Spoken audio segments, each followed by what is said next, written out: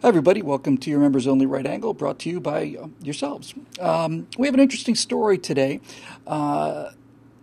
It's apparent to many of us who watch the bile and the vitriol and the sheer obsessive kind of determination to root out any kind of heresy on the part of leftist thinking. We saw Geraldine Ferraro, who was the standard bearer for the Democratic Party, vice presidential candidate with Walter Mondale, utterly thrown under the bus for saying that Barack Obama had no real credentials other than that he was black. And again and again and again, we saw it with Martina Navratilova. We've seen it with any number of people. Once you become a heretic, you must be burned at the stake, at least in terms of your reputation. So once again, the amazing Richard Fernandez has put his finger on something that I think is really interesting, and he's got the historical knowledge to compare what's going on today with something that you may or may not have heard of. I hadn't heard of it before, but it was called the Donatist Heresy, and basically, this was a belief. I'll just quote it here from Insupundit page and Fernandez's article. It was a fourth century belief that, quote, Christian clergy must be faultless for their ministry to be effective and their prayers and sacraments to be valid. Fernandez makes the point that this is exactly how they hold up people. They say they're tearing down statues of Jefferson because Jefferson was not a faultless person. He kept slaves, therefore invalid, therefore he must go. Fernandez is pointing out now that this has happened to Dr. Martin Luther King. What are they going to make of that? Steve, do you think he's onto something here? Do you think that this cult of victimology inherently creates a desire to weed out anybody who deviates and essentially airbrush them out of history and remove them because they have shown through their actions that their philosophy of superiority of various groups and so on is false. They've got to be excommunicated because they've shown that there is an actual human element to these things. Okay, a couple of things. Number one, I think yes to that, although we went into such depth on that on the backstage show, that something else occurred to me while you were asking the question. We ridiculed Barack Obama, and rightly so, during the 2008 campaign for referring to the people who cling bitterly to their guns and their Bibles. And not just for the disdain he felt for his fellow Americans who had, well, frankly, just more traditional ways than he does, but there's really a French Revolution aspect to his thinking that just now occurred to me, and I think it directly relates to the tearing down of the statues and the erasing people from history and all the rest. Before I get to that, I just want to say there are two things about slavery that we don't really teach anymore.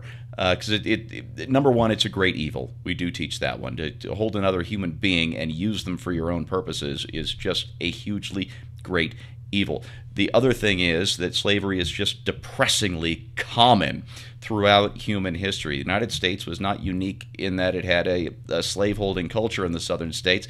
The United States was unique in that it fought a civil war to eradicate this great evil from our shores, and we should be patting ourselves on the back for that, not castigating ourselves for it. So what Washington and Jefferson did, yes, of course it was wrong. It was also well within political and cultural norms dating back millennia, and we forget these things. And the reason we forget them, the reason we need to erase all this stuff from history, isn't just to show that we're the biggest victim and so we get the biggest victimhood points.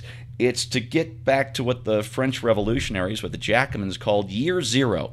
You can't impose your totalitarian will on people as long as they have memories of the past, as long as there are things from before year zero that they still want to preserve, whether it's their right to bear arms, their right to free really speech, their Bibles, whatever it is, their just their social custom and mores, all of the things that people have enjoyed before. You can't take those things away from them and start from year zero and impose your political will until you've erased all that from history. And that's what we're seeing. This is just the 21st century high-tech, whiny-ass version of the French Revolution's attempt to reset everything to year zero.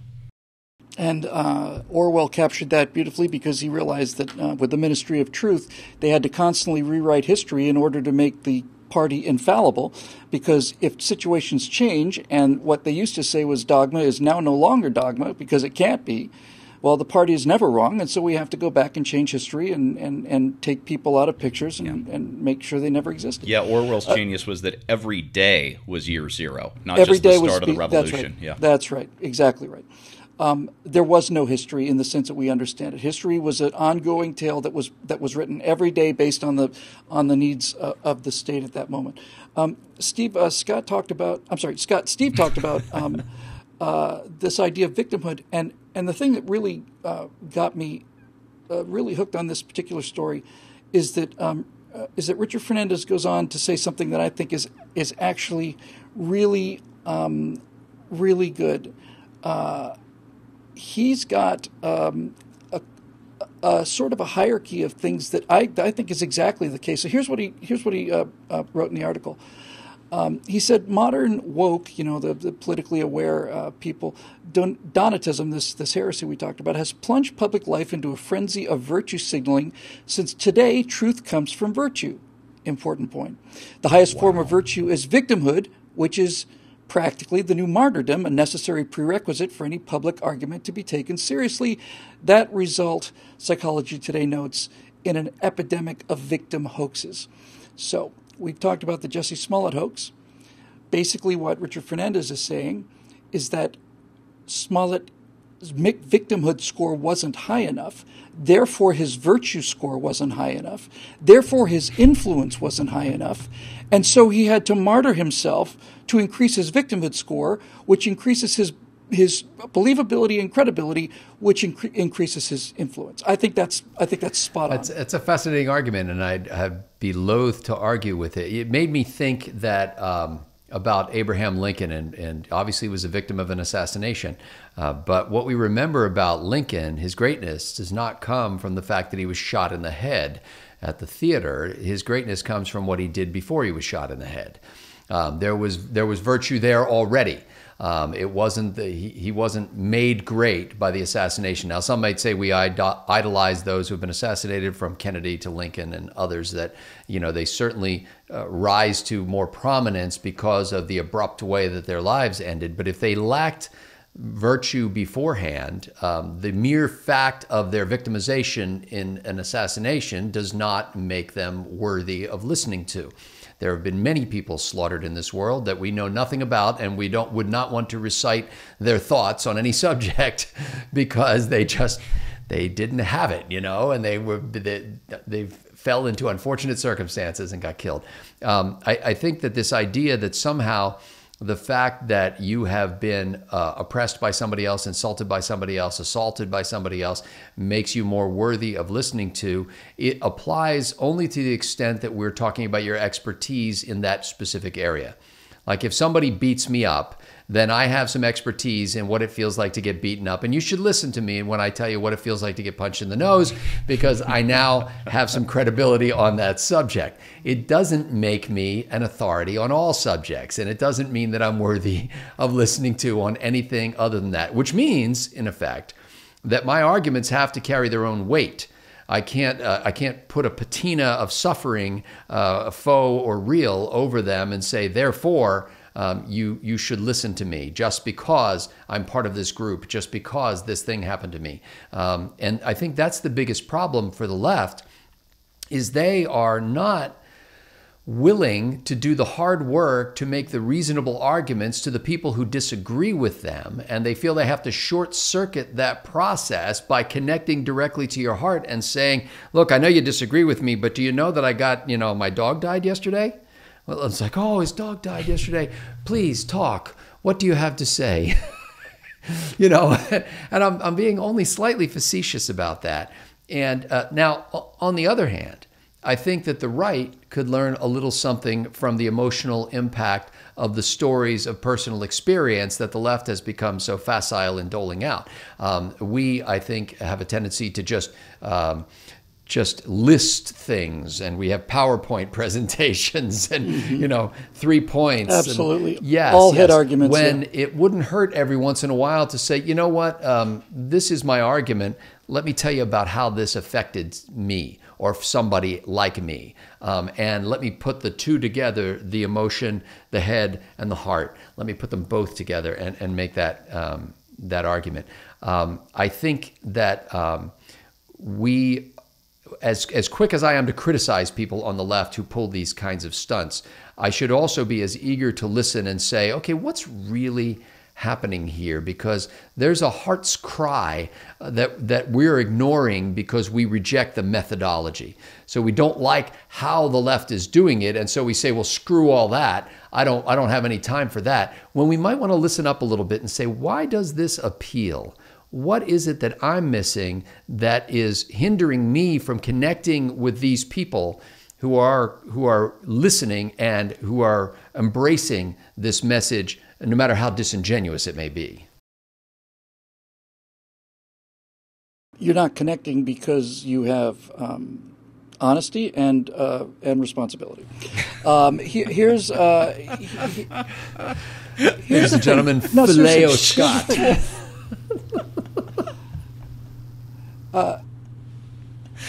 Here's the point. Scott made a very, very important point. He said that the left is not willing to go to the hard work necessary to make a rational argument for what they believe. And I say to Scott that the reason that they don't do this is because they have put a great deal of effort into it, and it's just not possible. It's not possible because their version of the world is an inverted version of reality, and it's not an opinion. We've talked about so many of these cases where a man claims that he's a woman, therefore he gets to run in the women's category, wins by 2.5 seconds in a 400-yard dash, and it can't be defended, and so it has to be sold.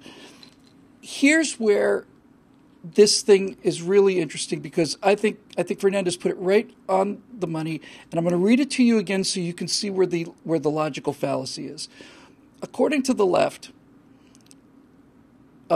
truth comes from virtue. The highest form of virtue is victimhood, which is practically the new martyrdom, a necessary prerequisite for it. So it's truth comes from virtue. Victimhood means you're more virtuous, and therefore the top victim is the most virtuous person, who is the most truthful person, and therefore should be listened to. But the very first line of this is just demonstrably false. Truth does not come from virtue. You can be virtuous by telling the truth, but truth does not come from virtue. Truth comes from truth. You're virtuous. The degree of your virtue, your personal virtue, has no bearing whatsoever on the acceleration on a ball that is at the surface of the earth at 1G. It's 32 feet per second, and you can be the worst person who ever lived or the best person who ever lived, but that truth is the truth, and your virtue or lack of it has nothing to do with it. So their initial statement saying that truth comes from virtue allows them to define the truth by defining their own level of virtue. And this is how the whole system works. And this is why it's got to be fought on the level that it's being presented with. You can't make rational arguments against this. You have to simply come out and challenge the fundamental moral assumption. Truth equals virtue. No. Telling the truth is a virtuous thing to do. Virtuous people tell the truth. But the truth is not dependent on your personal virtue. And if you can break the chain at the beginning, then everything downstream falls apart.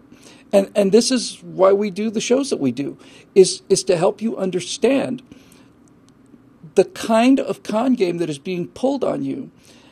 Because if you read it, and we had this discussion on Bill Whittle now about who could object to to people saying we want a gun education program, gun safety education. Who could possibly object to that? It's phrased in such a way that it seems to make sense, but it doesn't. It doesn't make sense. And I'll leave you with this as a great example of the power of context influencing the way we think. It's an old bar trick.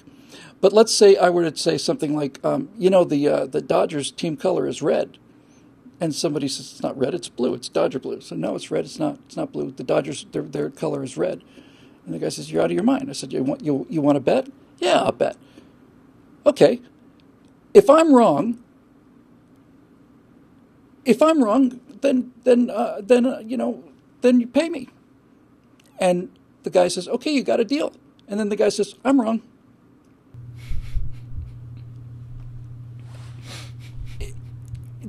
It's how it works. If I'm wrong, will you do this? Yes. No, that's not. But that sounds. But what you should be saying is, if I'm right, would you then execute the terms of this bet? If I'm wrong,